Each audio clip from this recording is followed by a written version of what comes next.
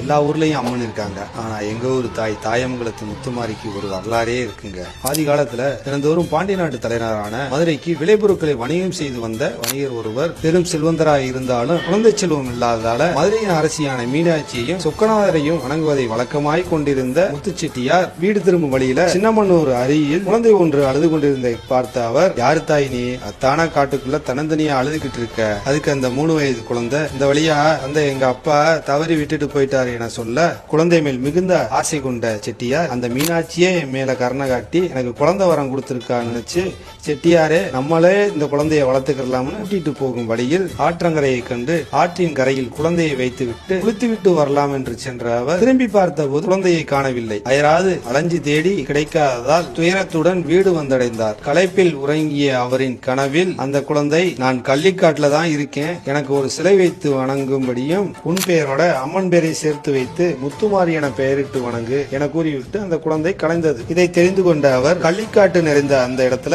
ஆத்து மணலால அம்மன் சிலை செய்து வழிபாடு செய்துகிட்டு வந்தார். அம்மனை வணங்கினால் அனைத்து செல்வங்களும் கிடைக்கும் என்ற நம்பிக்கையில் மக்கள் அனைவரும் வழிபடுகின்றனர். ஆரம்ப கட்டத்தில் ஆற்று மணலால் செய்யப்பட்ட அம்மன் தான் இப்ப உள்ள நம்ம தாயமங்கலத்து முத்துமாரி. இதுதாங்க இந்த தாயமங்கலத்துடைய வரலாறு. அப்புறம் என்னங்க, திருவிழாவும் வந்துருச்சு, பங்குனி மாசம் பிறந்துருச்சு. நீங்களும் திருவிழாவுக்கு வந்துருங்க.